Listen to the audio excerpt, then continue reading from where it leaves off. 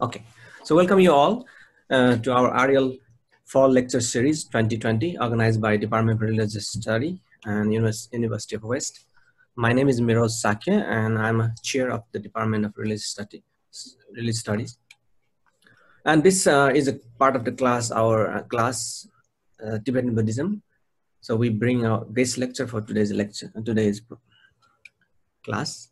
Now, it is my great pleasure to introduce today's guest speaker, Dr. John Campbell.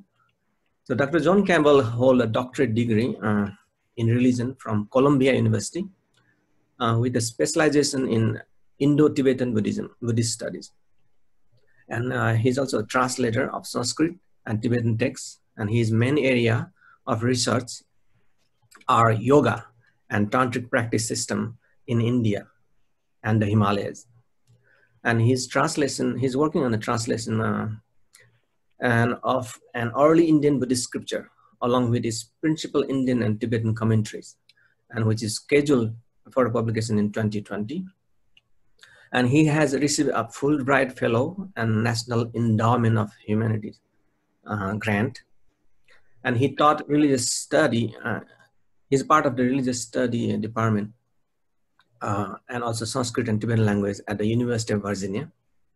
Oh, that's an old one. That's outdated. In 2011? It must be outdated. I'm sorry.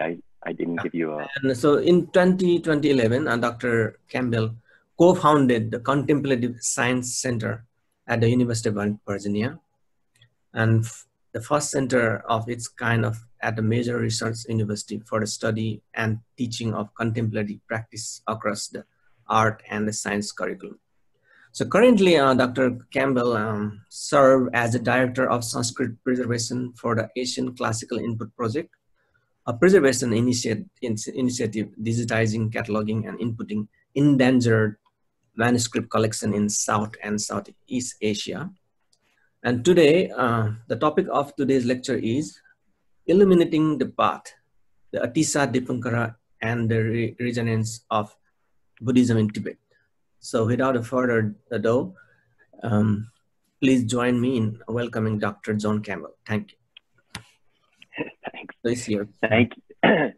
So many thanks to my friend and colleague, Professor Shakya, and to the Department of Religion and University of the West for hosting me. I'm only disappointed that I can't be with you in person, of course, but we're still Mother Nature has us on a timeout, so we'll just have to put it off for another day. And as Niroj just mentioned, the topic of our talk is the Indian Pandit of the 11th century, Joel Atisha. And this is such an enormous topic of so many possible facets that maybe it will be, to some of you, perhaps a little superficial, the talk. I hope not, but it's so many aspects of it are fascinating. And it is, in terms of, in a sense, a portrait of late Indian Buddhism, and of course, 11th century Buddhism going forward in the Tibetan plateau. It's of enormous significance. So I'm going to do some reading of essay material, which I hope isn't too boring, and then hopefully be a little bit more informal, and then we'll have time for some discussion or questions at the end. So let's see, to begin with, we'll be trying to follow more or less this outline. We're discussing the Atisha, also his ordination name Dīpaṃkara Sri Jnana, and became affectionately known in Tibet as Jolje, or just Precious Lord. Actually, Lord, yeah, the Lord. And so take a moment to discuss the socio-historical background. His biography is related in the traditional biographies that composed in Tibet. And then a more thorough examination of Atisha's Buddhist thought based on his pretty extensive writings that he left behind, both in Sanskrit and mainly in their Tibetan translations. And then finally, a consideration of his legacy. So starting with the socio-historical background, Atisha lived at a unique juncture in the history of India and Tibet. Atisha resided in India during the revival phase of the East Indian Pala dynasties, which date from 760 to 1142. These are basically in the modern day locations of Bihar. So maybe we can take a look at the map here just to get you oriented. So during this time, Bengal, what we know today as Bangladesh and West Bengal, was really a truly international region with trade routes on land from Assam and Burma, passing through to the ancient Buddhist pilgrimage holy sites of Magadha and Buddhist holy places in Magadha, including such sites as the Vajrasana, the diamond seat, where Shakyamuni Buddha attained awakening, located in present-day Bodh Gaya in Bihar. So this international environment of Northeast India also very importantly included maritime routes connecting the Bay of Bengal, which we won't be able to see on this map, but you can imagine just off of the delta of the Brahmaputra here, that it spreads out into the Bay of Bengal. And this connected maritime routes to harbors in South and Southeast Asia, and that will be of great significance in the story of Atisha and his training and eventually his curriculum, if you will. The Palas, this Pala dynasty, established a network of major monasteries, including the prestigious centers of Vikramashila and Somapura. Perhaps better known would be of course, the University of Nalanda, Bihar. And Vikramashila, in a sense, was more significant to this later period and more representative of a fully mature, I would say, Tantric Mahayana or Esoteric Mahayana, which I'll have more to say as we go along. So of course, and then Atisha came of age and studied and meditated and taught during this time of maritime Buddhist Asia. And it is of great significance that it is such an international period. We don't typically think of these in terms of cosmopolitan centers, but they absolutely were. The Pala dynastic period, furthermore, was permeated with the religious practices of esoteric Buddhism, or as later mainly referred to in Tibet as secret mantra practices. And this form of Buddhism was primarily disseminated from master to disciple and based on groups of texts called tantras, as you know. And institutional monastic esotericism and the esotericism of siddhas. Now, siddhas is a term for the accomplished adepts who lived on the margins of society. And we'll have more to say about them as well. They dominated the Buddhist culture of this time. By the late 10th and early 11th century, during the lifetime of Atisha, Buddhist monastic communities such as Vikramashila, where he was, we believe he was an abbot, and this siddha culture, or this adept yoga practitioner or tantric practitioner culture, had undergone almost 2 centuries of blending and therefore accommodation. So moving on to, I have there in the outline, which we can return to momentarily, that the next topic is Tibet, but that could be, we can wait on that as we get down into the biography. So first, just a word on historiography, that our sources for the life of Atisha have typically come down, especially into modern language translations from much later Tibetan authors, contributing to the very erroneous notion that they are not reliable as historical documents. But in fact, as more recent research in Tibetan texts has revealed that, in fact, there were nearly contemporaneous writings, historical writings. And indeed, these were really devotional biographies, if you will. So, you know, we might call them hagiographies, but there's no question that they contain a great deal of historical and accurate descriptive information, both from the Tibetan plateau and also from the disciples who went to India to recruit Atisha, as we'll look at in the biography. So first of all, in his biography, he's described as being born into a princely home in Bengal, what is modern-day Bengal, and in many ways, his life is described in parallel with that of Shakyamuni Buddha himself. So, to the extent that he was truly from a noble family, we can't really say, but there's no doubt that he was raised in the traditional Brahmin Vedic educational environment, but at an early age, clearly developed an interest in Buddhism. And unlike, or perhaps as a variation on the Shakyamuni story, he first finds his education among Buddhist Tantrikas. Now, these are in some cases what I referred to earlier as Siddha communities or adepts. And these are communities of both semi-institutional status. We know more, or the more popular description is of the truly non-institutional tantric yogins like Tilopa and Naropa. But in fact, the relationship to the urban centers and even to these monastic institutions was far more complex.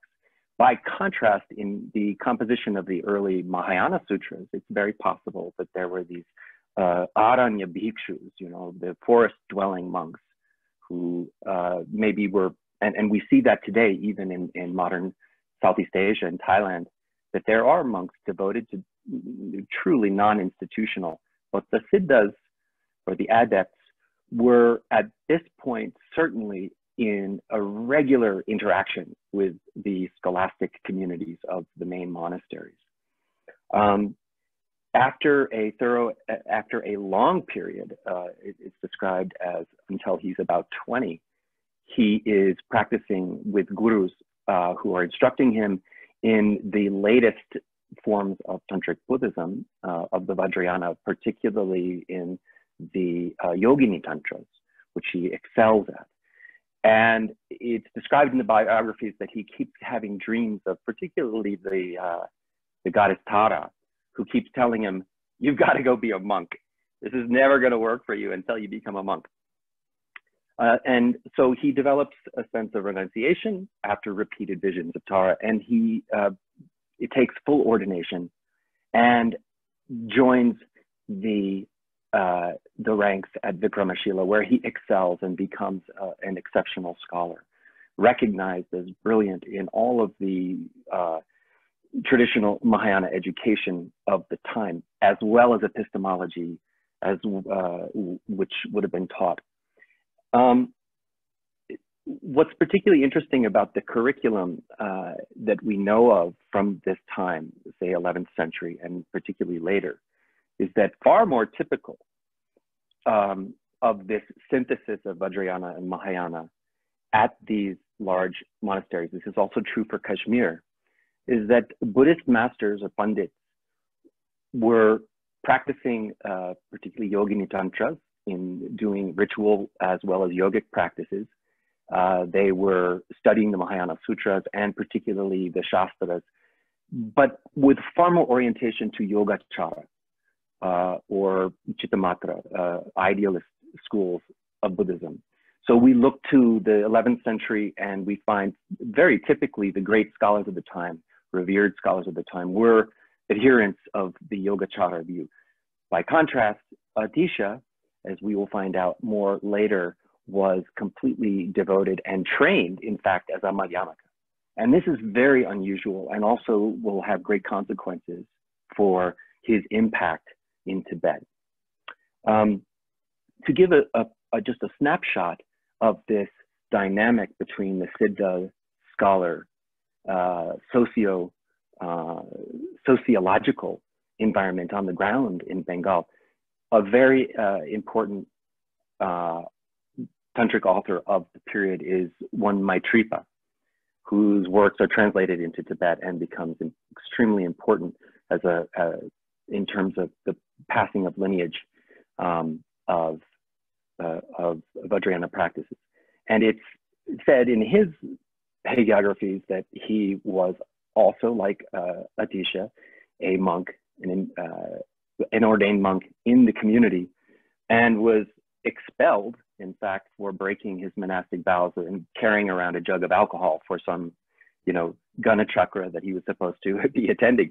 And Atisha at the time was the head of discipline at Vikramashila. He hadn't yet become the key holder or the Dvarapala, what they call the gate holder.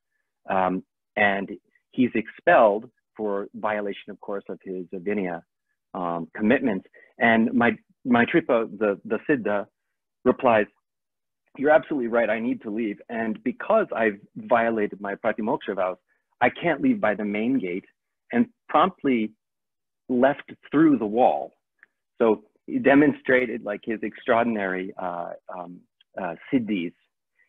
And later, Atisha, who I've already mentioned, has a very important connection in his own devotional world to the goddess Tara, but also to the Bodhisattva Avalokiteshvara, who appears to him in a dream and says, "By the way, you really messed up there because that guy was me." And so Atisha, at this point, has had thorough education, or say training, in the Vajrayana. He is a consummate practitioner and scholar, but there's an element missing in his understanding, he believes. And particularly the element that is missing is a full understanding of bodhicitta, the awakening mind, or the unlimited compassion of the bodhisattvas that he has a connection with. And he seeks information or advice from one of his preceptors at the university, who suggests that he seek out one master, the greatest master living of bodhicitta practice, in Serlingpa. And Serlingpa we know now is to be Sumatra. So from the Bay of Bengal, a 12-month journey to the island of Sumatra, which you have to imagine was a very, very dangerous journey at the time. He ends up spending it, according to the histories, 15 years with his guru there. Serlingpa, also known as Dharma Kirti, sometimes he's referred to by ordination name, is in a community effectively teaching and emphasizing above all else the practices of the Mahayana and the perfection practices, particularly leading to the awakening of bodhicitta, of the awakening mind, of infinite compassion, the desire to attain enlightenment for the benefit of oneself and for all other beings.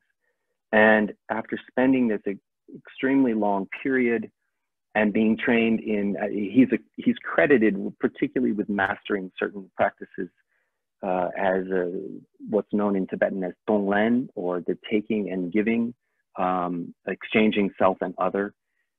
And Serlingpa, the guru, finally says to him, basically, you're done here, and you should return because you can do great benefit. And he points him to a prophecy, or he gives a prophecy saying that you will go north and do enormous benefit to beings by taking a disciple who's a layperson. So that's the prophecy. And from there, he returns to Vikramashila, again, to a very celebrated career, and is at this point a sort of perfectly exemplary, if almost, what's the word I'm looking for? Typical master of Mahayana at this period, with the exception, of course, that his philosophical view, as I mentioned, which was of the Nagarjuna school and not the Asanga school. He is, before I go on to travel to Nepal and then to Tibet, which is the bulk of the real talk, I want to mention a word about Nepal and the relationship with Tibet. This is, I think, very fascinating because as we'll next take a look at this invitation he gets from the kings of Western Tibet. Actually, Tibetan Buddhism, which has been in a basically virtually disappeared from Tibet following the collapse of the Tibetan Empire in the mid-9th century, in the mid-10th century is starting to experience a revival. The Tibetan term for it is literally like embers in the fire that start to that start to burn again. And this is an extraordinarily fruitful time and creative time, and also very chaotic time. But it's the first time that there start to be written documents again, and that there starts to be passage of pundits from India, Kashmir, and Nepal into Tibet. And one interesting character, which I can only say just a sentence about, is a Tibetan named Ralotsala, which means the translator Ra, who goes to Nepal, and it's very likely, and he basically introduces into Tibet the practices of Vajrabhairava or Dorje Jikje, which is very known as a fierce emanation of the Bodhisattva of compassion, and extraordinarily important and influential lineage of Tantric practice in Tibet. And most our records suggest now that he was taught by lay people. That in fact, what was standard in Nepal, of course, Dr. Shakya can explain to you more. It appears that that whole notion that we have from monastic India and then subsequently monastic Tibet is that there's great complexity in the Kathmandu Valley, because there seems to be that the norm at that point is that the tantric gurus are lay people, and that seems to be still the case today. Returning to our story of Atisha. So in Tibet, starting in the late 10th century, this period of political fragmentation, no central control, feuding families, and effectively almost the disappearance of the Vinaya lineages is then followed by, in the late 10th century, in the 950s and 60s, by two extremely important processes. One in the Far East, in the actually Sichuan area in Amdo, which is the reconnection of the Mula Sarvastivada Vinaya, an authentic Vinaya which had been nearly disrupted, but there were still enough monks there to actually reinstate the Vinaya practices. And that, from the East, created a repopulation, a very slow but steady repopulation of some of the old dynastic temples like Samye Monastery, which had been founded by the king Trisong Detsen just in the 8th century. But more important for our story is in far western side, really just north of Ladakh, an area called the kingdoms of Güge and Purang. And there were kings, and most notably for your course, I think you would know the name Yeshe-U, which is the ordination name of one of the kings of that region. And Yeshe-U, and then subsequently his son and grandson, are very active in a revival of Buddhism in their area. And they're taking a great interest and have great concern about what they see as aberrant practices going on in the name of Buddhism in their area. And they want to reestablish a sort of more normative,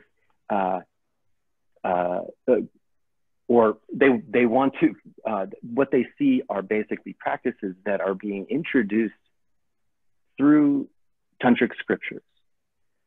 And as some of you know, particularly the latest Tantric scriptures of the Yogini Tantras or the Mahayoga Tantras, such as Guhya Samaja Tantra, the Samvara Tantras, and these are ones that would have been, Atisha was most expert in. They use a discourse that is almost a complete inversion of normative Mahayana Buddhist values. So there's extremely confusing and sort of outrageous statements in them. So like, you know, I mean, people think in the, we know from the Zen tradition or the Chan tradition, you know, if you meet the Buddha on the road, you know, kill him. Well, in the Yogini Tantras, you have like, you know, kill everyone in your village and then, you know, and then eat them. So, you know, there's some really outlandish things in these texts, which would be accompanied, of course, by direct personal communication from a lineage master. But it seemed that in Tibet, in the absence of any authentic lineages, that these texts were in many cases being taken literally. And this was not only disturbing to the kings of Western Tibet, but also was very threatening to social stability. And in around the year 1000 AD, two important events occur. And one is that the kings of Western Tibet sponsor a group of young men to go to Kashmir and train as translators, so that and also to invite pundits to come and give them instruction. The most important of these is, or two of these, who will become disciples of Atisha are Nakso Lotsawa, who is probably less well known, but actually followed Atisha throughout Tibet, and then Rinchen Zangpo. And Rinchen Zangpo is extremely important for having translated a huge number of these new and very challenging scriptures coming in from India. At first invitation, it said that Atisha declined the invitation. He is not willing, or actually said that he's not given permission to leave his post at Vikramashila. But again, he continues to have these dreams that, for example, that he would live till 90 unless he goes to the land of snows, in which case his life would be drastically shortened, but would do tremendous good and bring great benefit to many people. Great sums of gold are brought to from the Tibetans and from the kingdom. And again, his invitation is turned down. And then finally, he is granted, he's granted a sabbatical of 3 years from the board at Vikramashila. And he is accompanied by this Nakso Lotsawa, and they first actually go to Nepal, where he establishes a sort of replica of the Vikramashila called, is it Tam Vihara? Yes. Yeah, Tam Vihara, and he's very connected with Nepal. The history, his experiences there are less well documented, but extremely influential in the Kathmandu Valley. And by 1042, he arrived in Western Tibet. At that point, the original King Yeshe that I was describing has passed away, but I think it's his nephew, Zhangzhupe, is now, again, the king, but he has taken ordination and is requesting from Atisha to basically straighten things out because things are just, you know, there's all this confusion surrounding what is correct Buddhism. And backing up now to what I started with in the Pala dynasty, how extremely international and complex the social structures were and how many influences in different text communities were in India at the time. And combined with the fact that as far as we know in Buddhist India, at no point was there ever even an attempt to create a closed canon of scriptures around the Mahayana, which is other than what we find, basically is unprecedented. There is no other Buddhist culture that has ever done that. It's always been some attempt to delimit what is authentic and what is heretical and what should not be there. And this has not ever seemed to have happened in Mahayana India. It did happen in the Sthaviravada communities, of course. so there's that incredible diversity of teaching lineages, which include, of course, the Mahayana Sutras, most of which were already translated during the early dynastic period in the 9th century. Actually, very, very excellent translations during the time of Shantarakshita and Padmasambhava. But during that time of the Dharma kings, or the temples, we say, there was a prohibition for the most part on translating any of these new Tantric scriptures. And there was just general confusion about how to interpret them, whether, how and whether they were even the word of the Buddha. And so the situation, very understandably, especially in Western Tibet, on the border with Kashmir, which was a very flourishing center for Tantric Buddhism as well as Shaivism, that the texts that they were receiving and the teachings and for that matter, the teachers that were coming across the border were perhaps inauthentic. Perhaps they were teaching things that weren't correct, that weren't the word of the Buddha. And so Atisha is petitioned by the king at the time to compose a verse, a teaching, which he does and is immediately translated as he composes it with Rinzhen's uncle. And this is the famous lamp for the path to awakening, the Lam Ki Drama, the Bodhichitta Pradipa, sorry. So the lamp for the path to awakening, and it's in verse, about 70 verses. And it's an extraordinary document, and it is the first thing that he writes on Tibetan soil. And we'll move on to that as we talk about Atisha's Buddhism. Although there's plenty more to say about his career in Tibet, which we'll get to. As I said before, if above all else, Atisha's orientation to Buddhism was that the key to all Buddhist practice was the cultivation of kindness and compassion, as well, of course, as the practice of cultivating wisdom.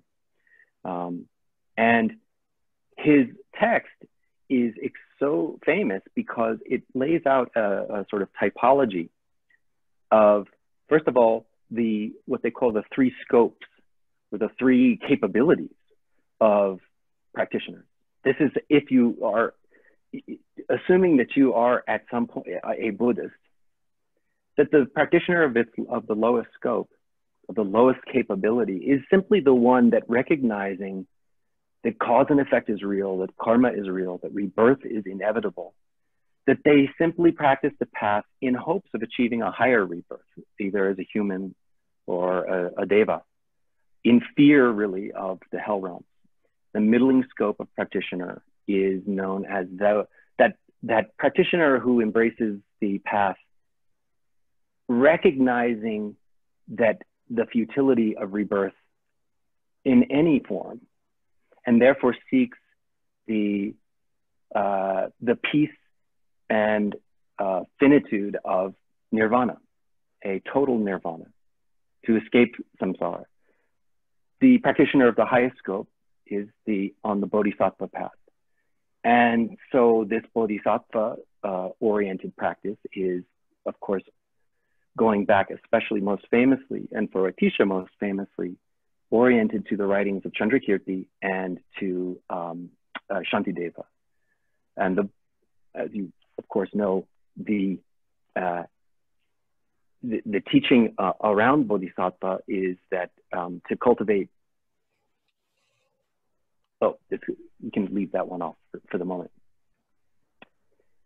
The poem, The Lamp for the Path, effectively goes through instructs this person of highest potential, highest scope. It's not the only path-oriented practice that Atisha will teach, but it is so significant because as far as we know, this stages of the path approach to the Mahayana, beginning with the person who embraces cause and effect, the person who had developed a renunciation based on a general disillusionment with samsara, the person who then embraces this awakening heart or this awakening mind, recognizing that they themselves should seek full awakening for the benefit of themselves and all other beings. These are then indexed or aligned with the three basic Buddhist vows. And those would be the Pratimoksha vow,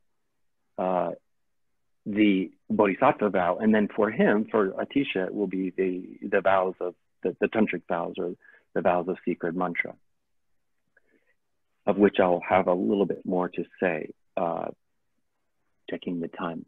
Let me quickly return to his biography or his travels in Tibet.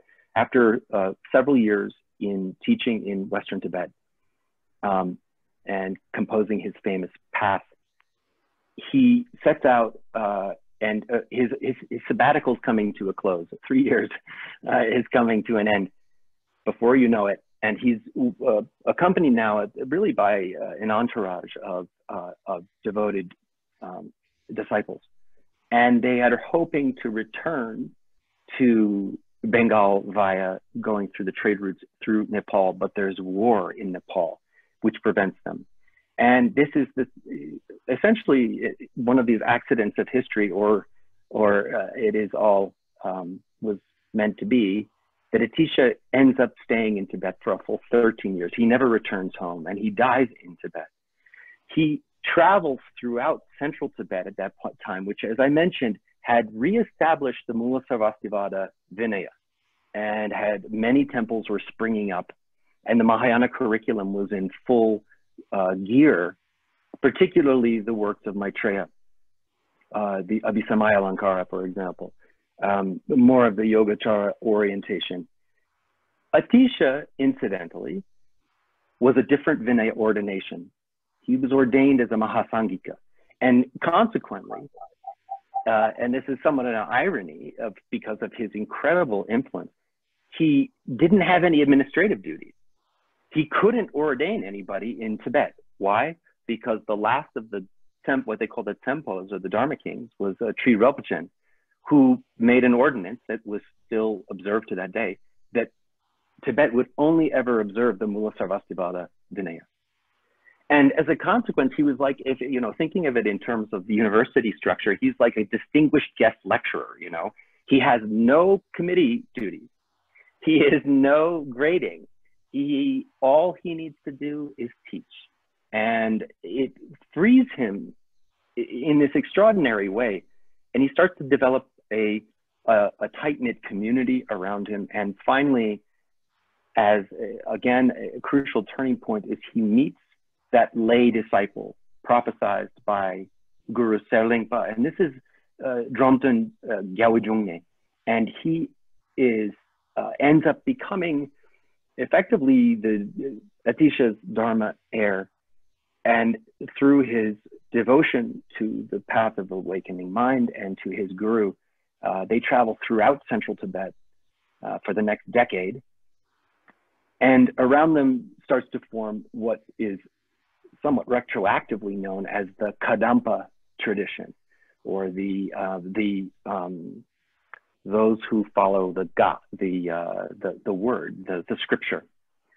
And this is an interesting, again, contrast with what was already an institutional presence of Buddhism at the monasteries and the community of wandering Kadampas. Many of the Kadampas were lay people. And Atisha, of course, as I mentioned, is coming from an environment of Mahayana, where the practice of these more advanced, the most advanced tantric materials are considered to be the most advanced and ultimate teachings of the Buddha, Buddha Vajradhara. Dromten, as his main disciple, is very cautious about the widespread teaching of these materials because he's quite aware of how easily misinterpreted they are. But it's also very clear that on a personal level, And in terms of Atisha's translation work with his disciples, he is very widely composing on very advanced Yoga Tantra and Mahayoga Tantra and Yogini Tantra sadhanas, and that these are lineages which remain to this day in Tibetan Buddhism. So now return to this topic. What is the nature of Atisha's Buddhism? I've said a number of things about that already. Oh, excuse me, I need to just silence this.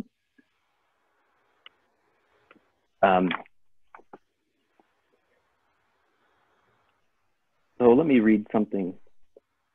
In seeking out Atisha as the rejuvenator of Mahayana Buddhist ideals, the Tibetans must have initially considered him to be to be a descendant of the great Bodhisattva scholar Shantarakshita, who was also from Bengal. Shantarakshita was responsible for establishing the first ordained monks, as you know, in Tibet, and contributing to the translation of texts and the construction of Samye, Tibet's first monastery. Although Atisha and Shantarakshita may have been from the same region, Atisha lived in an era of Indian Buddhism very different from that of Shantarakshita. So rather than as a Mula Sarvastivada monk who blended Yogacara and Madhyamaka philosophies like Shantarakshita, Atisha upheld the Mahasamgika ordination lineage and was a follower of the Madhyamaka tradition of Chandrakirti. And Atisha was also a lineage holder of a number of Yogini Tantras. And so in your course, I believe some of you have been already looking at this earlier spread of Buddhism in India, and what you see, what is at least clear from in the way that the history is told, is that Shantarakshita required an additional person. Remember, Padmasambhava is called in as the tantric adept specialist because of the necessity of subduing the local obstacles. Atisha is within a single person representative, or if you will, of all of that, of the scholastic scholarship, although he was very down on debate, apparently. He's not very fond of debate himself, but he did teach the importance of reasoning, simply not debate. So to begin with, in his first appearance in Tibet, Atisha is so insistent on teaching the importance of grasping this idea that actions, good and bad, have consequences, both in this life and in the next. So much so that his first affectionate nickname was the teacher of cause and effect. And when he writes the lamp of the path, or the lamp to the path, or the path, he repeats that again and again, the importance of karma, recognizing that karma is real, infallible. If not understandable or perceptible, it is guaranteed. The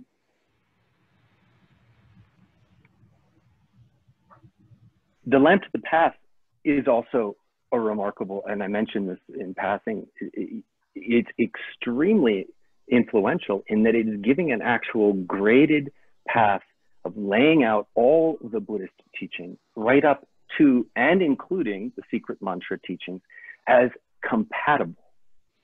So it is not that only lay tantrikas can practice the highest vehicle. No, the highest secret mantra vehicle is simply a kind of method, an advanced method nonetheless, that is hand in hand with the perfection vehicle of the Mahayana. So the practice of the six perfections, for example, is the same as the tantric vehicle. It's only that the tantric or Vajrayana is understood by Atisha and his contemporaries to make that process go faster so as to accumulate merit much faster.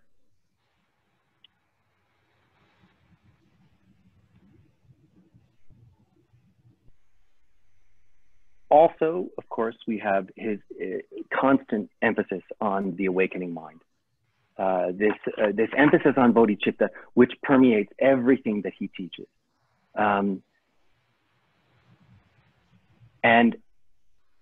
another key sort of centerpiece of his view, or as really the centerpiece of his Madhyamaka view, is, which was not observed, of course, by the Yogacara school, is the teaching on the two truths. His understanding of the two truths, as far as we know through his writings, was not the same as would become standard in Tibet, or let's say it wasn't as fully articulated as later. Atisha doesn't seem to have any awareness of the distinction between the Prasangika Madhyamaka and the Svatantrika Madhyamaka. As far as he's concerned, the teachings of Bhaviveka, who was criticized later by Chandrakirti, were compatible and needed to be understood as compatible. For him, the key distinction of the Madhyamaka view is these two truths, ultimate and conventional. In Atisha's Madhyamaka, all appearances that we encounter are based on ignorance, and they're comprised of ignorance. And appearances are not non-existent, but they're rather false, erroneous, and mistaken.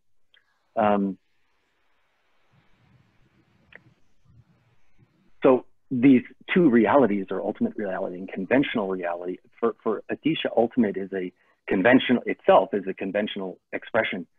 And it's embodied by the phrase also realm of reality, Dharma Dhatu. And this consists of selfless, as in his writing, consists of selfless non-appearances that are realized with non-conceptual, pristine awareness. The realm of reality, this Dharma Dhatu for Atisha, is naturally pure object of realization that is the ever-present real state of things that may be cognized in meditative equipoise, but is not completely actualized until full Buddhahood. His understanding of conventional reality is absolutely critical for an understanding of his stages of the path. What he calls conventional reality are appearances that arise due to causes and conditions. All conventional realities are false and deceiving, but again, they are not non-existent. But they are mere appearances. They are pratibhasa matra, or navatam. And in Atisha's system, and this is the crucial point, they're classified as either mistaken or correct from different perspectives in relation to the cognitive understanding of ordinary individuals on one hand, or the realizations of those who have bodhisattvas who have reached the path of seeing, the darshana marga. So mistaken conventional realities, which anyone prior to the darshana marga will experience, are appearances of ignorance, and they impute impermanent and empty things as either existent or non-existent, and mistakes are impermanent and they cause suffering, and they're also deceptive and false.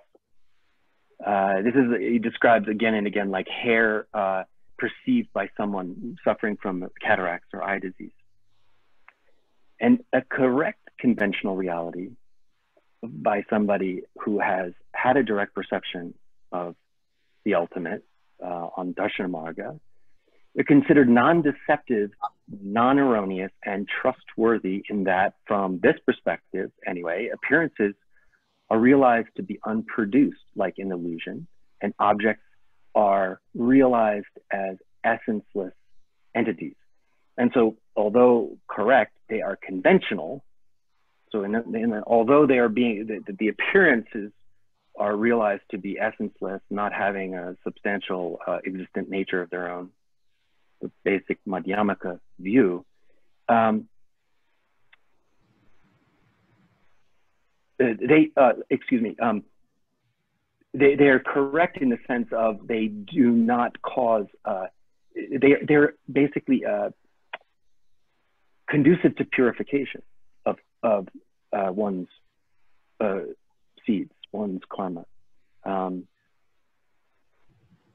And because they have non-deceptive individual results. And so his understanding of correct conventional reality offers Atisha sort of an avenue for upholding conventional practices of moral virtue. Why do I say that? Because if all conventional appearances, if all conventional reality is false, even if you're not so far as to say it's non-existent, if they're all false, even for an Arya, then what's the point? There is no, the recognition then would be that their cause and effect are not real, and they're not effective and could be abandoned. And indeed, many, Buddhists here in Central Asia and elsewhere will actually argue this. Atisha's project ultimately is to reinforce the necessity of conventional reality based upon the practices of the first five perfections, dana, shila, kshanti, virya, dhyana.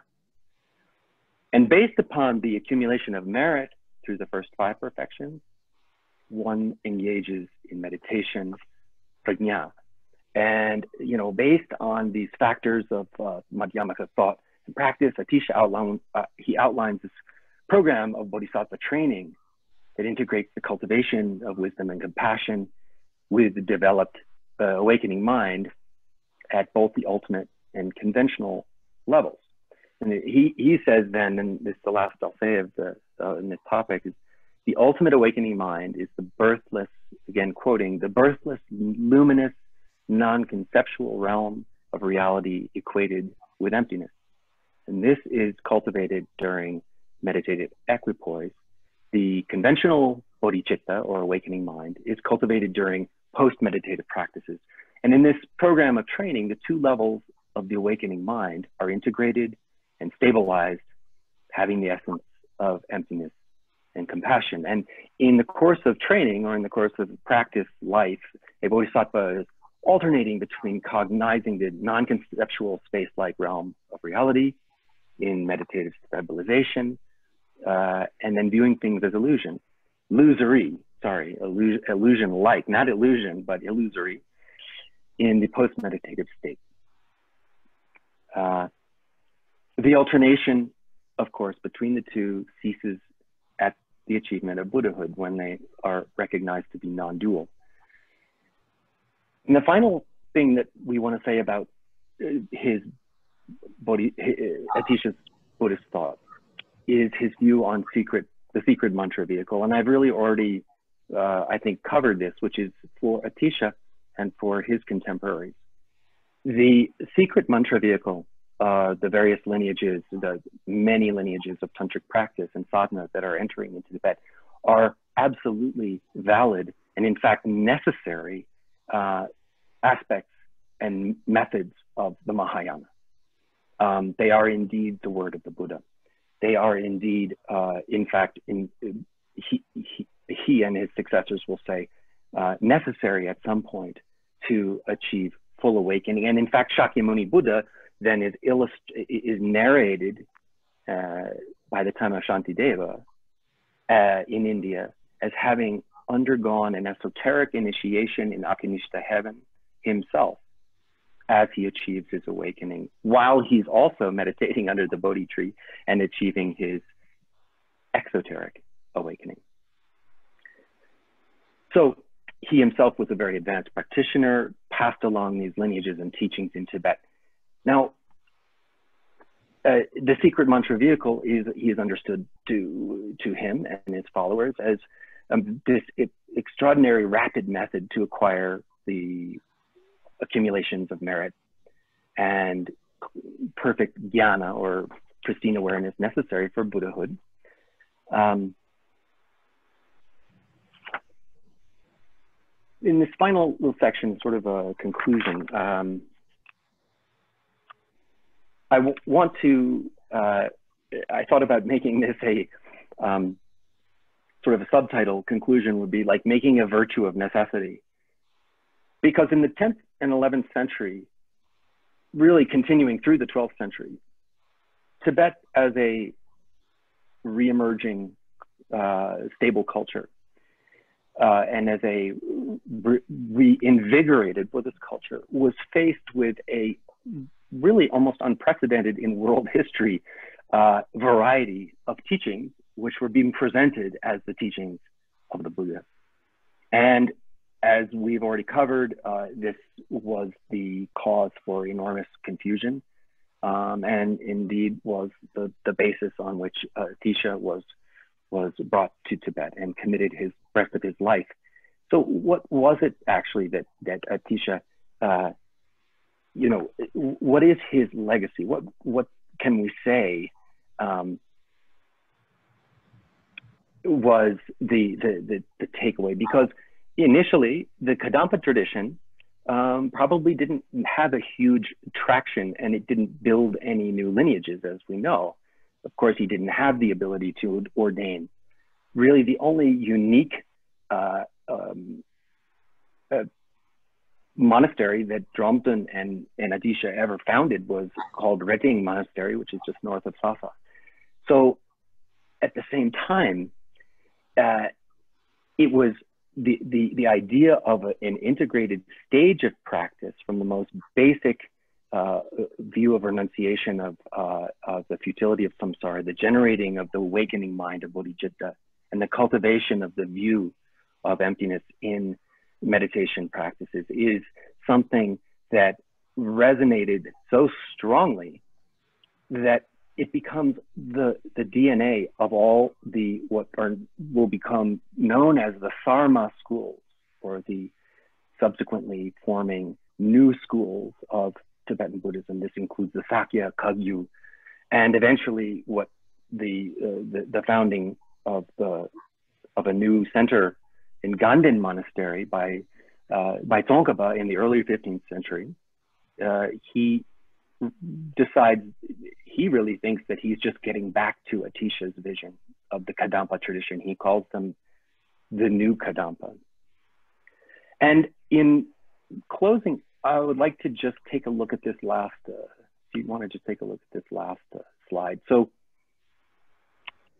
the basic art of interpretation had long ago, since Vasubandhu really, become central to Mahayana practice and scholarship and inquiry in India. And it was necessary because of the appearance of these radical new Mahayana scriptures, particularly the perfection of wisdom, the Prajnaparamita. And so you find, as early as, if not earlier than Vasubandhu, guidelines for how you can know when a statement is should be taken literally, whether it's definitive or whether it's interpretable. This determination of interpretable and definitive becomes elevated to an art form, as it is in all Buddhist cultures for certain. Atisha in particular harkens back to a very early formulation in early Mahayana, known as the Chatu Pratisarana, which are the four reliances, in which the person is advised to rely on the message of the teacher, not his personality, not the person. Rely on the meaning and not just the words. Rely on definitive meaning and not interpretable meaning, and that becomes absolutely crucial for the as Buddhism evolves, especially in Tibet. What is interpretable? What is definitive? Which scriptures are? But there is an idea that it is possible to find oneself toward that end, and rely on the wisdom of jnana, of pristine awareness, rather than conceptual thought. And these are some of these four reliances that can be found as in early Mahayana sutras, such as the Akshamayati Nirdesha, for example. And then in Asanga, the Yogacara Bhumi, he goes into great detail about this. When we get to as I mentioned, the Kadampa tradition inspires and forms many of the central tenets and ideas and basic practices of the Sarma schools. It later will actually help to form many of the ideas of the so-called old school, the Nyingma, who then are reorganizing themselves to embrace what they see as the earlier teachings of Padmasambhava, but still are organized around the idea of the stages of the path, set of practices, and the centrality of the awakening mind to all Mahayana practice. And that, as we look to the early 15th century, what this art of interpretation is taken to an extraordinary level by the sage Tsongkhapa. he lists this verse, which I've written here, in his abbreviated or concise meaning of the stages of the path. He says, through the teachings of the lineage of Nagarjuna and Asanga, one can realize that all the teachings are without contradiction and understand all the doctrines as personal precepts, as personal instructions to oneself. One can easily find the intention of the Buddha and avoid the abyss of abandoning the Dharma. And what's extraordinary about this statement is it looks on the surface like this is a license to basically embrace anything you like as the teaching of the Buddha. Atisha's message and the stages of the path is that, well, if you embrace cause and effect and you are cultivating kindness and bodhicitta, and you are seeking that on the basis of those things to cultivate wisdom, it is Buddhism. It is the teaching of the Buddha. It is the Dharma. And like Padmasambhava before him, Atisha's immediate effect was probably not so felt until probably a generation later, but the emergence of the Sarma school show this incredible effect that he had. And within another 200 years, the Buddhist world that he emerged from in Bengal and in all of the south of Nepal was gone. The last word is that when Atisha, this is again in his biography, on his deathbed, he is asked by his students, what's the most important teaching that he wants to leave them with? And he says, just be kind. So I'm going to finish there. Thanks for your patience, and let's if you all would like to ask any questions or have any responses, I would love to hear. Thank you, Dr. Campbell, for a wonderful talk. Sure.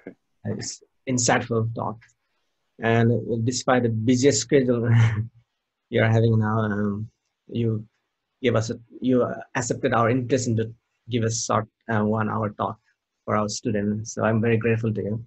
So now we have a few 15 to 20 minutes for a discussion. And if you have any question. Yes, thank you. My name is Sunim. Wait thank you.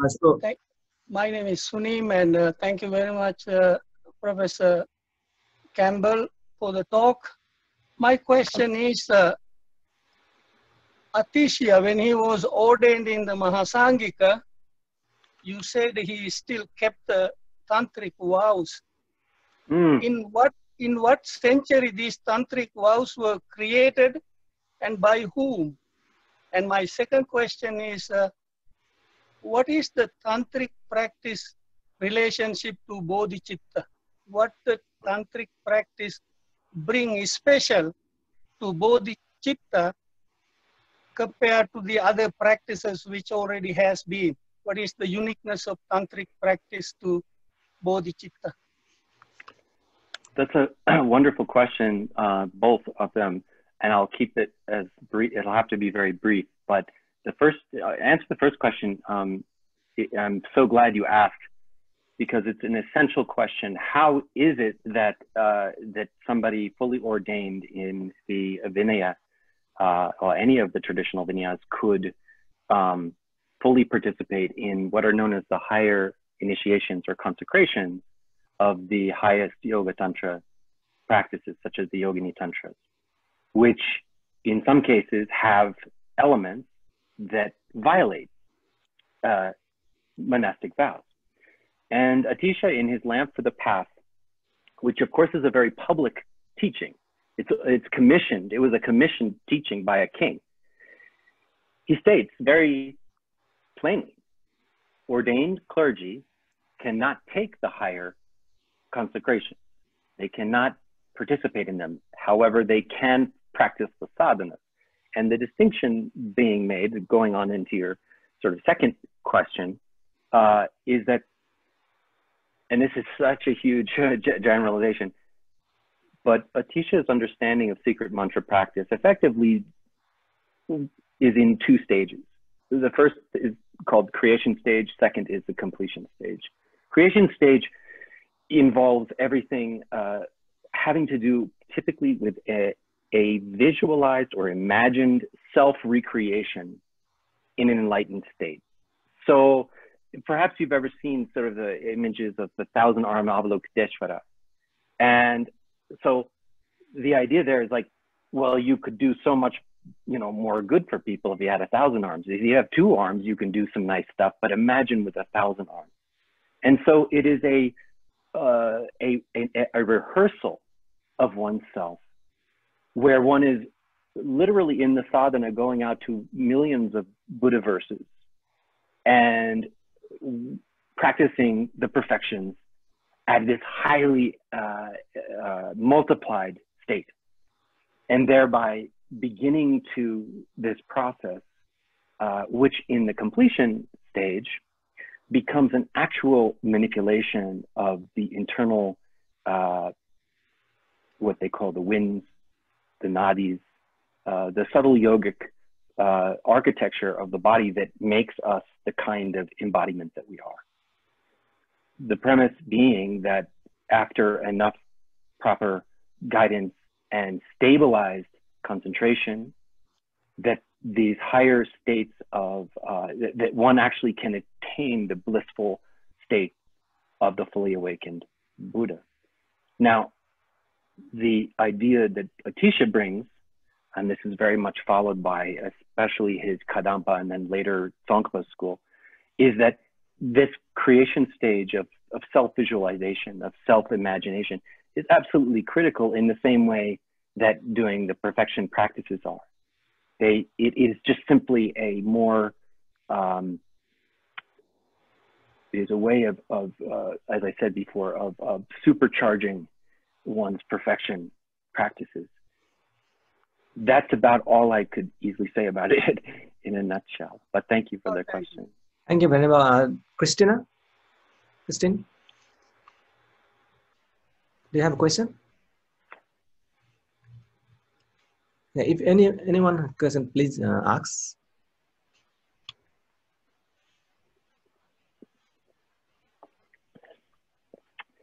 I have a question. Is there as for Professor Shakya, are you familiar with the Ralotsawa story? The Tibetan master of the Vajrabhairava tradition who brought that teaching from Nepal. Yeah. Are you familiar with that? I've heard that. Can you? Yeah, you can tell. You can relate. Oh, it's. I mean, as I said before, it's such an interesting thing to me because it's, again, one of these translators, a Tibetan translator, who eventually brings many new lineages of tantric practice, but especially Yamantaka, into Tibet.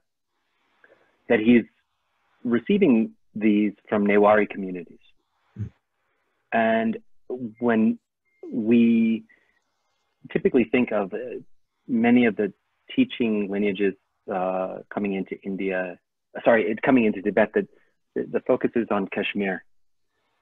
And I think that realistically, many of the teaching lineages are coming more from Kathmandu. I mean, for example, Marpa, the famous Marpa Lotsawa is said to have spent all this time with Naropa. But realistically, he probably never met him because there's a discontinuity with the dates. So his experience was primarily in Kashmir, which was really probably more accessible. Nepal produced these other influential lineages, such as the Vajrayogini.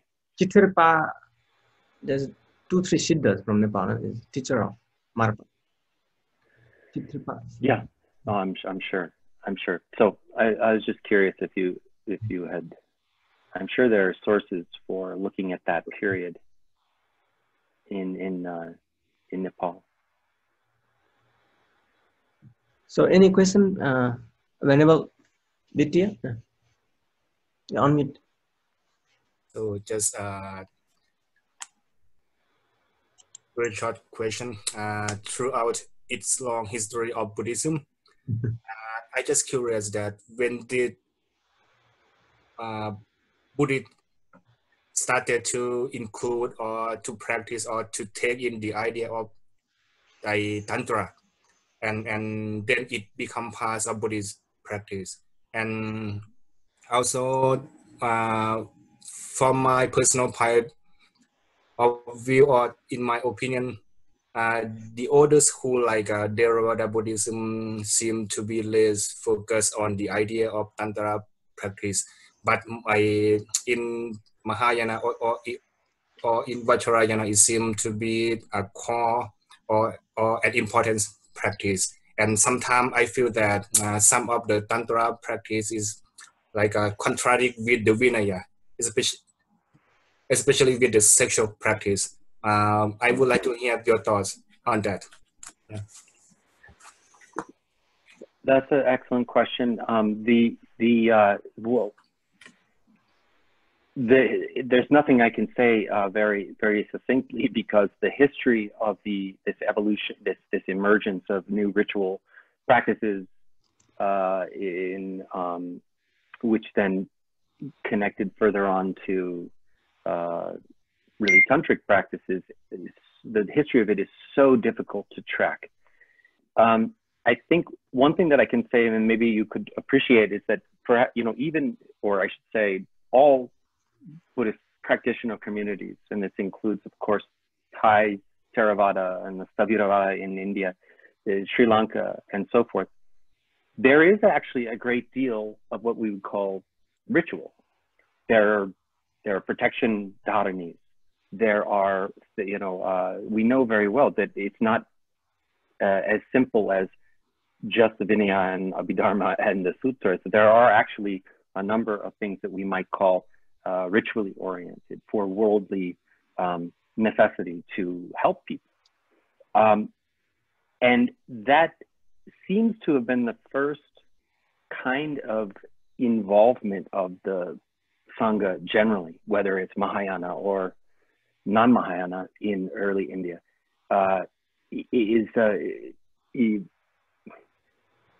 when we start to see something really quite different, like new scriptures that are called tantras, that involve, as you say, suggestion of practices that would violate Vinaya. We can speculate a lot where those came from exactly, but that's tricky business, because it's very hard to ever know. It's very likely that some of these practices were, teachings and descriptions were coming out of communities that actually did not produce texts at first, that they were oral instruction lineages in the Mahayana community. The basic idea being that with the skillful means that they talk about, the upaya, to maximize and increase one's compassion and therefore be of greatest service to all beings, is imagined to be, well, there are two components. One is that upaya and the Bhagavan's supreme upaya is that anything is possible, anything that is effective and can transform for the well-being of sentient beings. And the other thing, which is more unique to, maybe very unique to the Mahayana, is this idea of the perfection of wisdom teaching on emptiness, the prajna paramita, where wisdom or the essence-less of the dharmas is understood to become, to go like to wings of the bird with compassion. And how those practices first, or those texts first entered into monastic communities, that is one of the most difficult questions to answer. But what we can say by looking at somebody like Atisha and the centers of Vikramashila, and even earlier at Nalanda, is that faced with these new scriptures, in a sense, as I finished by saying, it's almost making a virtue of necessity. Well, if the Buddha taught this, he must have meant something about the increase of bodhicitta. Let's figure out how. And the teachings on, this then gets into this complicated issue of, what to understand is definitive, what to understand is interpretable. This is extremely amazingly difficult and long topic. And I believe in the Theravada, you have Buddhaghosa's Neti Prakarana. Is that, am I correct? And that is itself a very important hermeneutic scheme for determining and adjudicating between different statements of the Buddha. In some case, the Buddha will emphasize, as Shakyamuni Buddha emphasized to somebody, yes, of course you have a self, I mean, that's common sense. And then other times you say, what self? Who is me? Who is you? So I don't know if that was very useful, but that's the best I could do. I'd like to hear if you have any follow thought. And thank you so much. Yeah. Okay. Yeah. I have a question.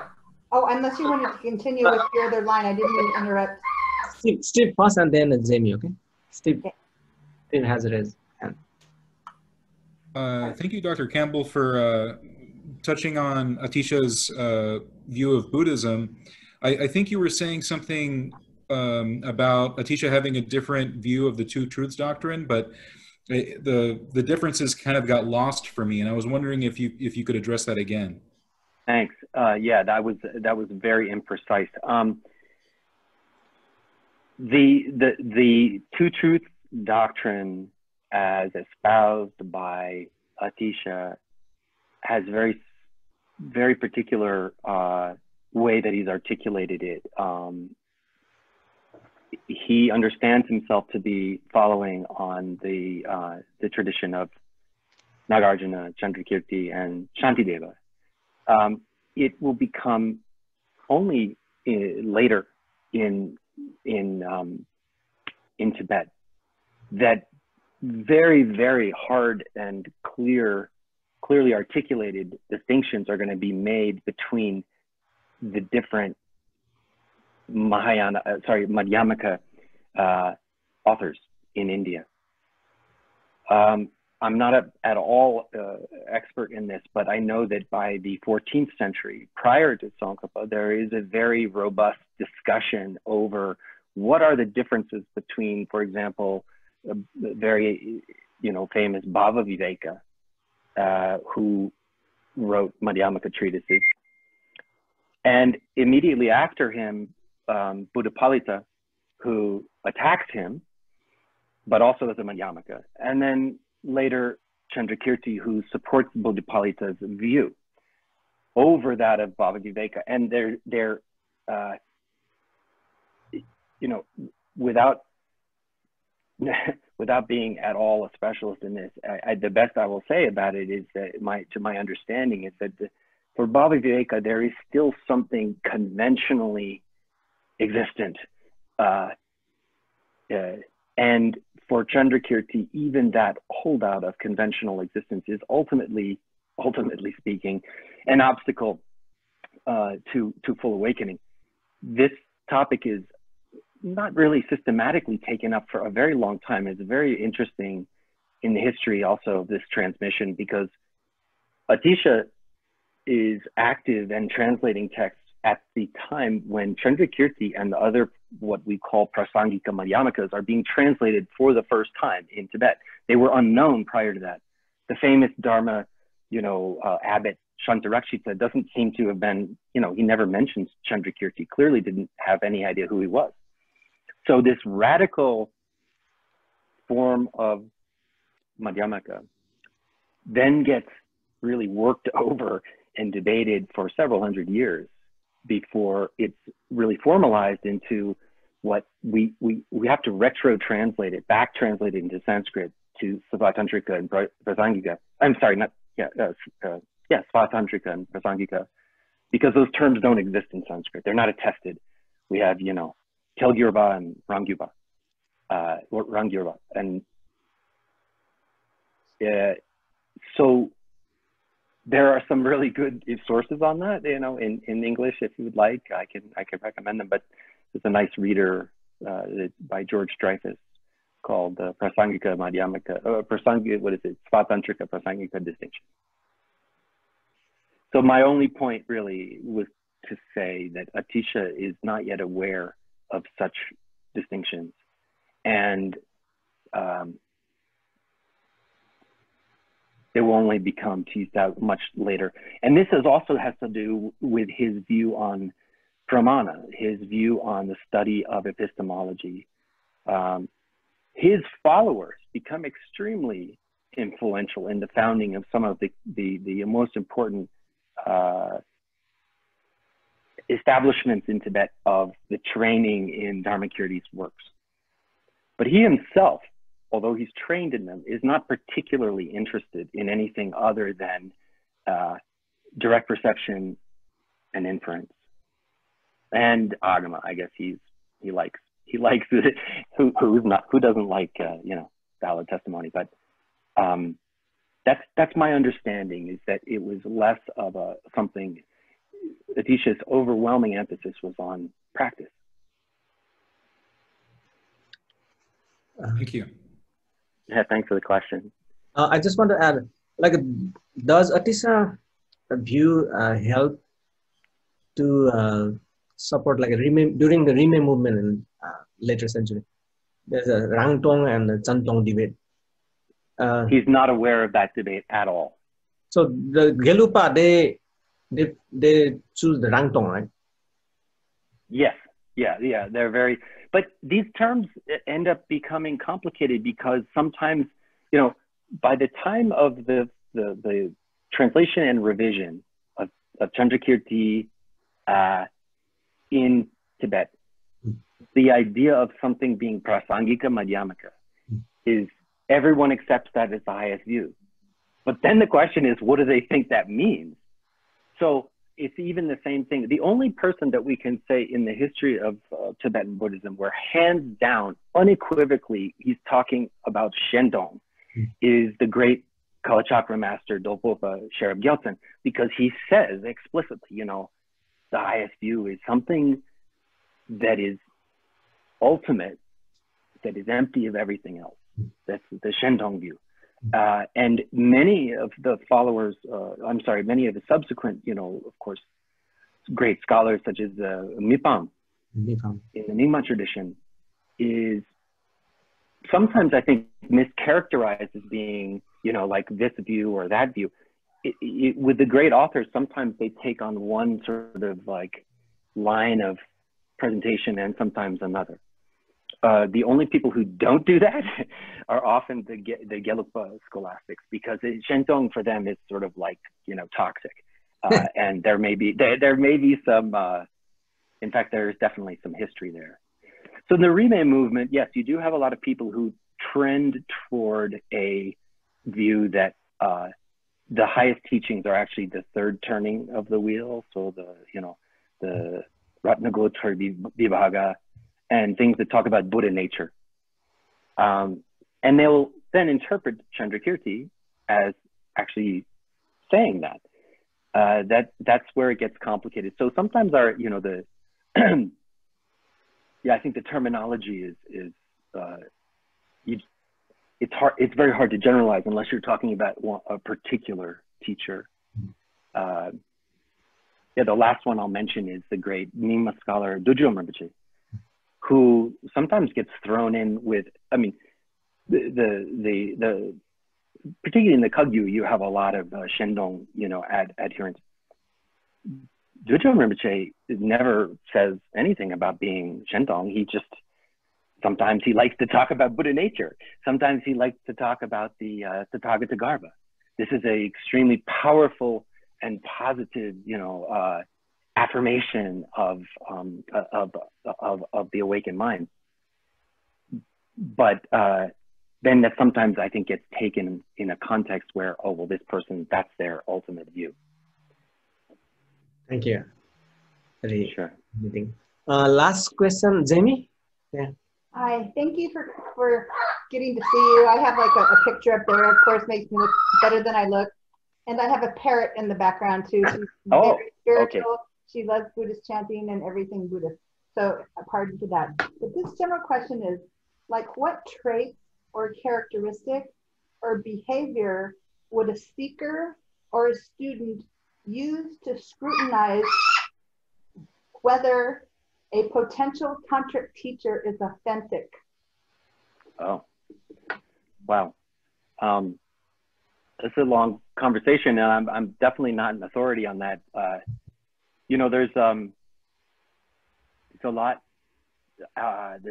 that's said about it. The most, I guess, cliche ones is that you spend 10 years, you know, examining them like a goldsmith examining gold. You know, you have to see if that person has the qualities and so forth, and before you dive in, because, you know, once you do, it's you're not supposed to change your mind.